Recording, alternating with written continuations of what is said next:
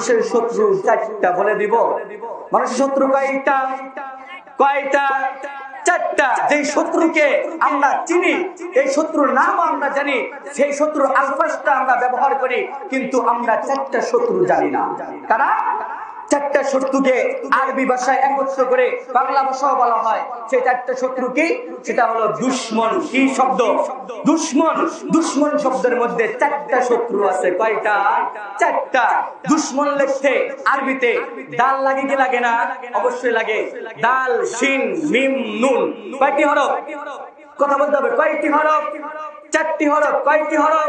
চারটি হরফ। প্রথমটি দাল, দ্বিতীয়টি শিন, তৃতীয়টি মিম, চতুর্থটি নুন। দাল, শিন, মিম, নুন, এই চারটা শব্দের মধ্যে আমাদের চারটা দুশমন বাহির হয়ে যায়। পরিচয় জানার দরকার আছে কিনা? অবশ্যই জানার দরকার আছে। দালতে কি দুশমন আমি ব্যাখ্যা পরে করব। দালতে হলো দুনিয়া।